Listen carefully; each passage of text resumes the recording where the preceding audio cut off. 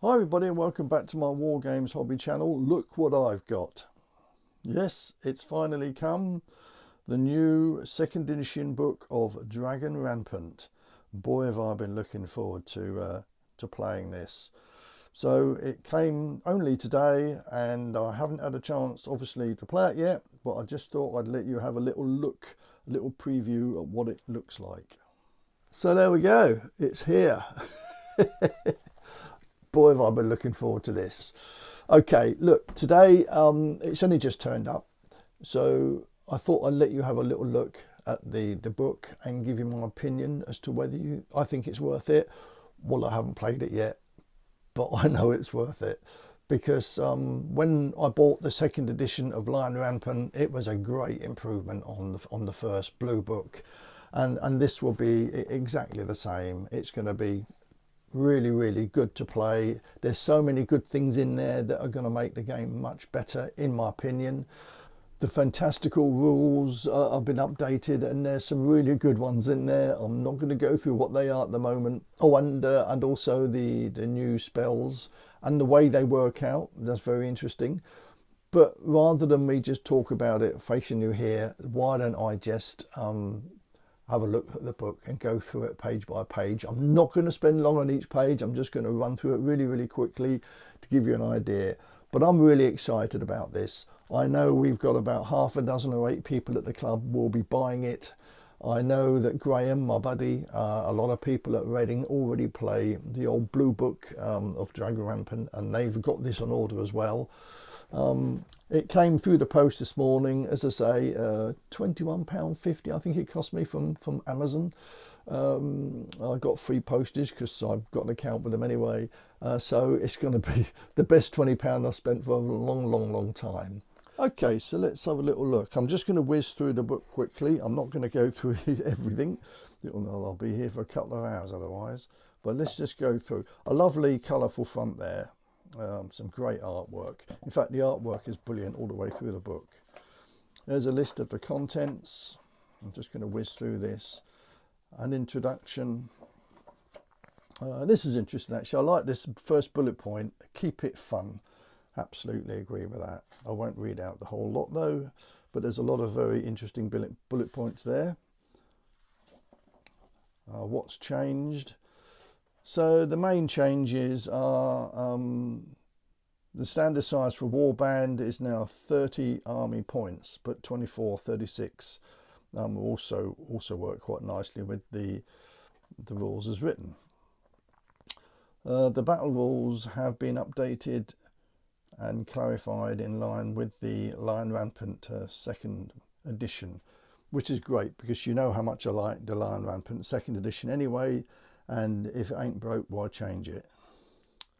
Leaders no longer have randomly chosen leader traits, although these still feature in Chapter 5's optional rules, if you'd like to have them. That's on page 148. I won't read all through these, but the main thing is the Fantastical upgrades in Chapter 3, that's page 84, and the spells in Chapter 4, that's page 125. They've had a major overhaul, and that's really good. We'll cover that in a minute when we get there. You'll find a chapter of optional rules to pick and choose from, and then finally an increased number of sample warbands, which we'll go through as well when we get there. So great artwork. How to build your warband. I'm not going to stop on delay on that at all. These are 3 options of goblin warbands using 24, 30 or 36 points, just to give you an idea of the extra bits you can use if you go up in point value. A little bit there about playing in 15 mil and basing your warband. It's useful to have individual figures, or at least some individual figures, so you can take off casualties. Although you don't have to do that, but it certainly makes it easier. A bit there about strength points, and a bit more also about single and reduced model units. Leaders and about leader traits. Unit types and understanding their profiles. If you've played the game before, you'll know what these profiles mean. But I'm not going to explain the rules, how they work. This is just for those people mainly that have that know the rules anyway, and I'm just explaining to you what this book is different to the blue book. So adding Fantastical and other options, and then it's got all the unit profiles of each type of unit. There we are: elite riders, heavy riders, light riders, and so on. I'm not going to stop at this for very long, because most of you know what that involves. They haven't changed a great deal. There we are. This is the battle rules. Just going to run through that quickly as well. This is not a... I'm not going to delay too long on how the rules work. That will be for another session. But there we go. Much of this is very similar to what was in the blue book.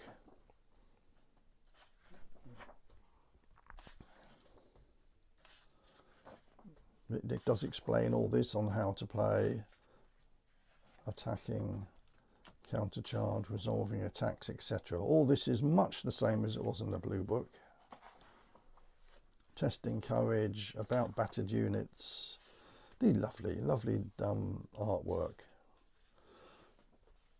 Right, Fantastical rules. This has been expanded considerably. You can see there's one there, 18-00. I'm not going to go through what that means, but and there's an amphibious there. You can see there are some new ones there which weren't in the blue book. There we go.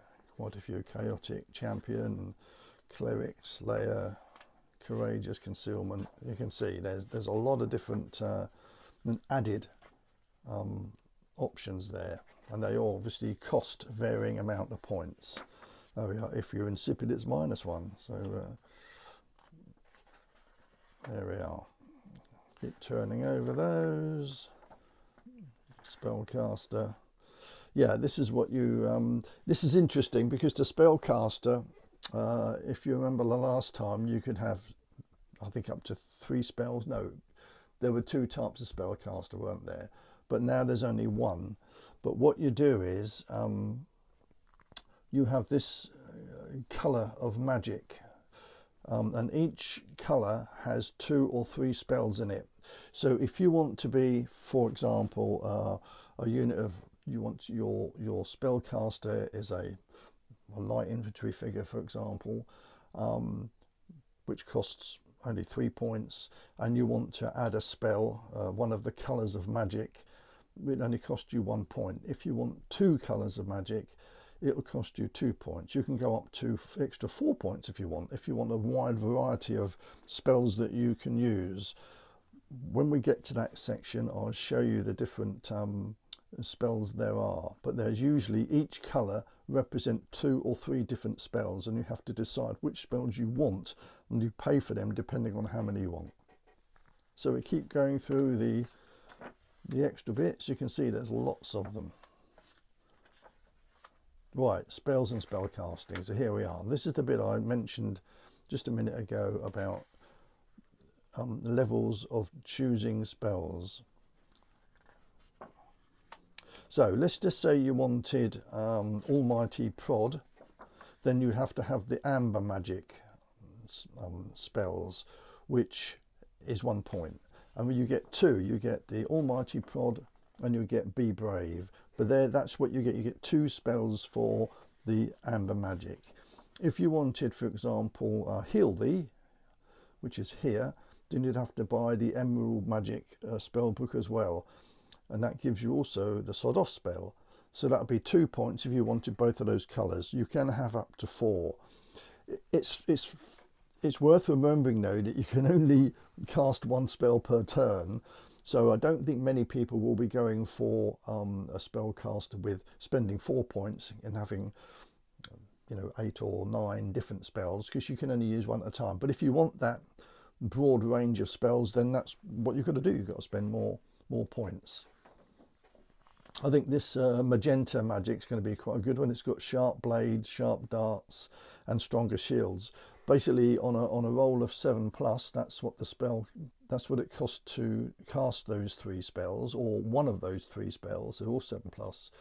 The sharp blades is the target unit may re-roll all failed attack or defense dice, even when battered, so that's useful.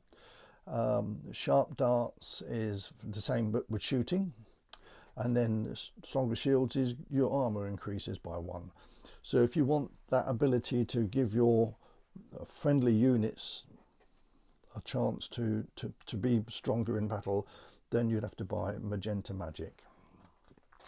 So there we are. There's all the different colours that you can have, and they all have usually 2, but that one, as you saw, the magenta magic is 3 spells for that. But jade magic, for example, is, oh, that's 3 as well, as it happens. But if you go over the page, turquoise magic is only 2, teleport thee and transpose thee. So that's quite a bit of difference. And there's a spell book table there, and where you find them in the book. You can, of course, create your own spells, although you'd have to make that agreement with other people before, you know. I've never done that, because I think you're on a dodgy territory, because if you did create your own spells, you might get a little bit ambitious with them, and you've got to agree with your opponent before you use your own spells. But there we go. The option is there if you want. We've got artillery here. These are the optional rules. Group moves, playing with larger, smaller, point values. We often do, because we know the rules sort of fairly well now, we often play with larger point values. We've played up to sort of 50 or even 60 points. But of course, most people will be happy to play for the 30 points that's now suggested for these rules, or even lower or slightly higher. And we've even had games with multiple warbands per side. That works really well. These are the quests and the glory quests, which we don't use a great deal, but we may introduce those as time goes on. This tells you about shield walls. There we are. It's really just, if you want to use these optional rules, they are there.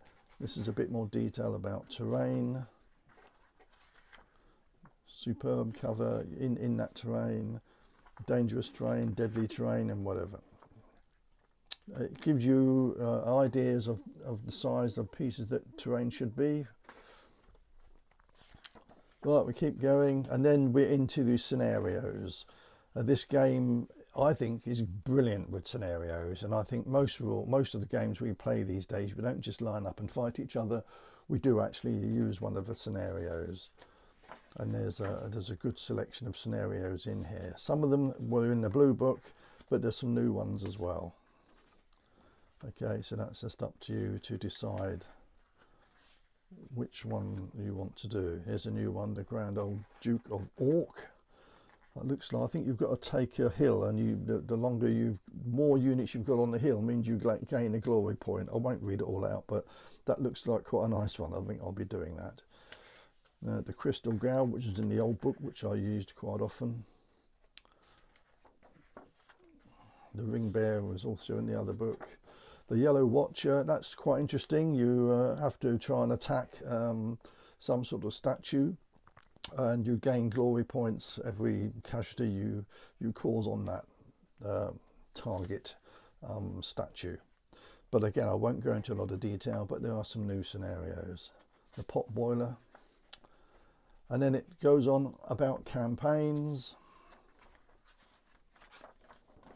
which we haven't done yet really, although that's something which we might well get into, because if there's enough interest at the club, then I think that we'll give those a try. And here are the sample warbands. This is interesting. The Barbarica, the British Isles as never was. There's just a few of these, but this is Barbarica, is a sculptor, Mark Copplestone's fantasy version of the British Isles on the cusp of the Roman invasion, inhabited by Picts, Northlanders, bog people, and fantastical creatures. So there's the bog people list. There are the other 3 that you can use with those, and then we go into the normal fantasy selection. This is interesting. Bronze Age heroes. I've got a sort of some Persian and Greek figures, not enough to make a big army, but I'm sure I can work out a nice little army from that Bronze Age period. Centaurs, dwarves and elves, obviously they would be there. Fairy borderlands, fantastic beasts and how to play them. Gnomes and halflings, goblins, which of course I've got. I've done a list for my goblins. I've updated it based roughly on this list, not exactly, but roughly on this list. And that's for a 36-point army I've got of goblins. Then over the page, of course, my graveyard dwellers, my skeletons. I've just done the same with those. Knights of the Shining Citadel, Lizard King, Men of the North, I suppose a bit like Vikings, Men of the West. There we are, Western European Dark Ages, Orcs, Ratkins, Renaissance men. That's very interesting, isn't it? I noticed there, look, you can have arquebusiers, Landsknecht with big swords.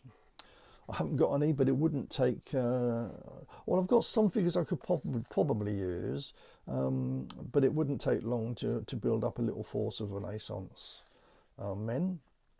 Sand Maulers, I've already got those anyway. I've got my Arabs I can use for those. The 9 Travellers, I wonder what we're talking about there. But there we got... yeah, a mighty wizard, a ranger, and a horn-blowing warrior. I wonder who we mean.